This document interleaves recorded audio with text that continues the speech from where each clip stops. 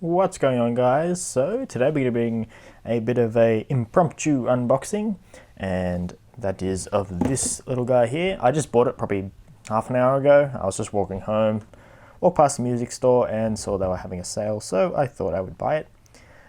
This is a microphone preamp. It's made by Art, but this actual sort of design I've seen used on a bunch of other brands. I think it's sort of a generic tube based mic preamp design.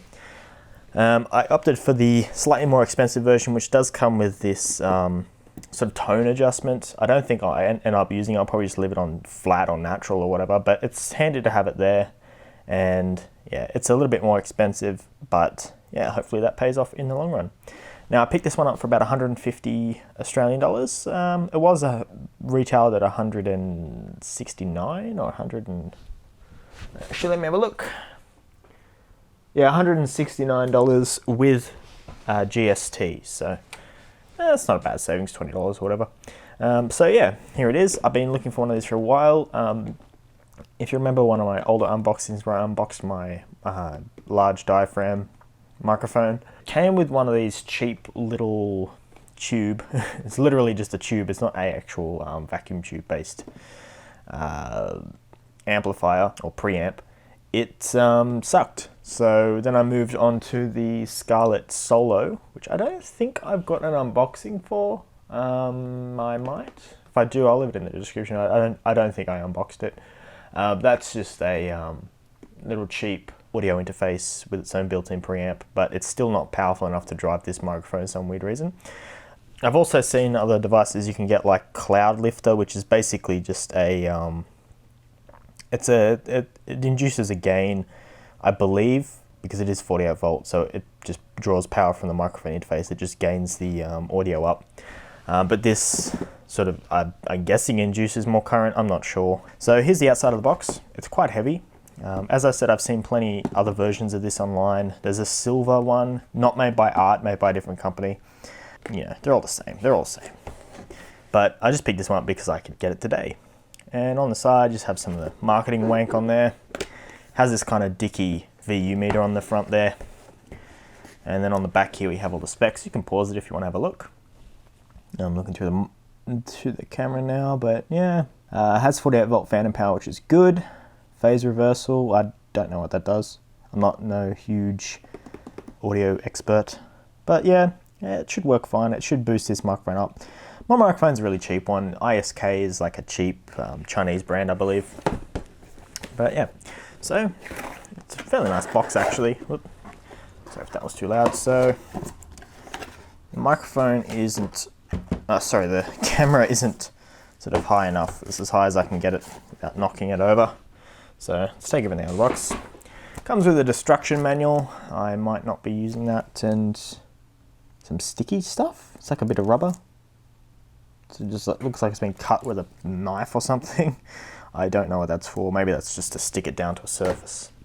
And this is, I'm assuming, the power supply. It's quite heavy actually. For all you power supply nerds out there, this is a 9 volt AC, which is interesting. A lot of audio stuff does seem to be AC. 1 amp. I don't know why it's measured in milliamps when it's 1 amp, so whatever. I think that's in focus. There you go. 240 volt only. So this is sort of the Euro version of this. I don't know why this wouldn't be universal voltage. It's quite heavy. Probably like a linear power supply, not a switching power supply to reduce noise.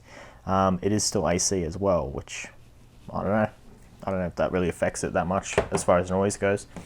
And here we have the piece de resistance, and that is the amplifier. It comes in one of these shitty bubble bags. I hate when parts come in these, when I order parts.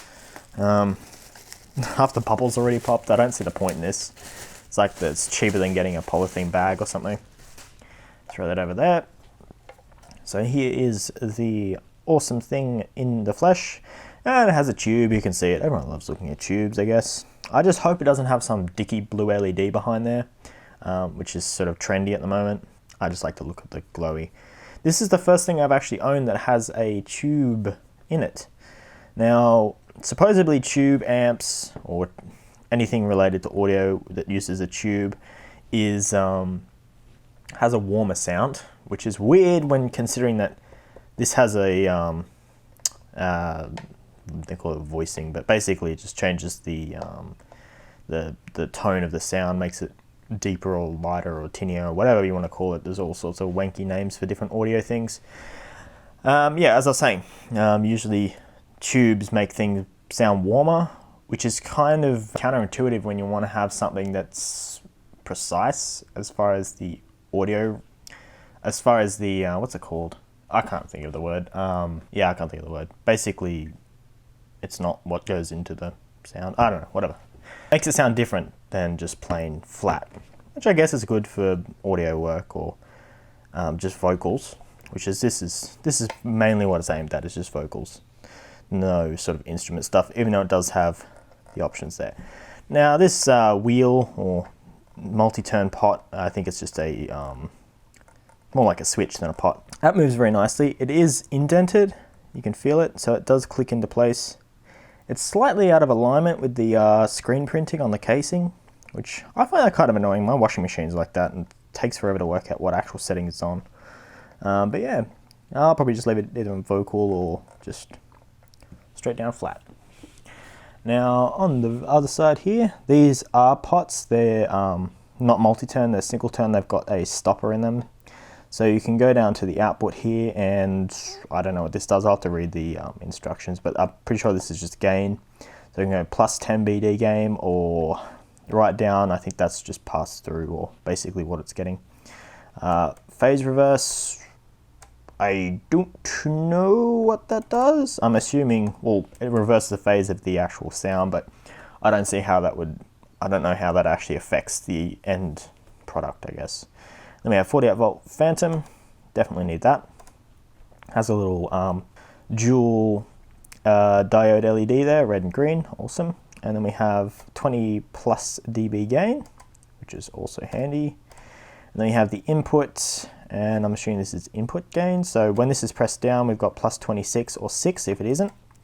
And then we go all the way up to either 60 or 40. So this just adds an extra 20 dB of gain to whatever this input is set to. So I'll probably just turn that down, maybe leave it at that. Plus 6 dB should be enough for my mic. It kind of works on its own. Then we have this VU meter. Honestly, I don't like the look of these. It gives it that real cheap white van audio equipment feel to it. It does look nice, and that orange needle is probably actually UV reactive. And if you look in there, you can see the coils for the little thingamajig that moved it. Can't think of the name. It's actually kind of cool looking, actually. Alright, so on the back here is the meat and potatoes. We got this thing here, which I'm assuming some sort of like half-assed Kensington lock or something. And I just realized that I need another XLR cable. Damn. Should have thought of that one. Haha. Might have to go get one now. I forgot that I'm going to need 2 XLR cables because I only have one, and that really sucks. And then we have the larger, can't remember how big those jacks are. They're just same outputs. I guess I could get away with using this and then using a non... I guess I don't really need to use a the XLR input on the Scarlett. And yeah, there's the power input, blah, blah, blah. There's my serial number, so if you want to claim my warranty, go ahead. And yeah, it's a fully metal case. I'm assuming it's steel. I don't have a magnet on me. I think this is magnetic. Is this magnetic? No, that screwdriver's not magnetic. But yeah, I'm assuming this is steel. It could be aluminium, but I doubt it. Seeing as it's painted and not anodized. I think it's cheaper to anodize than it is to paint. And yeah, that's basically it. It's really simple, cheap. Well, it's kind of cheap. It's sort of mid-range, low-end sort of preamp. And it doesn't sit flat on the table.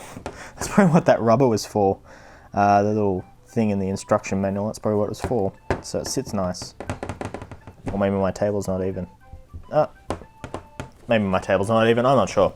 This is like a $20 table. So yeah, if you enjoyed this unboxing and want to see more, please thumbs up the video, like, subscribe, all that shit. And yeah, hopefully you'll be hearing my sexy, sexy voice through this microphone in the future. And I just noticed my colors are off.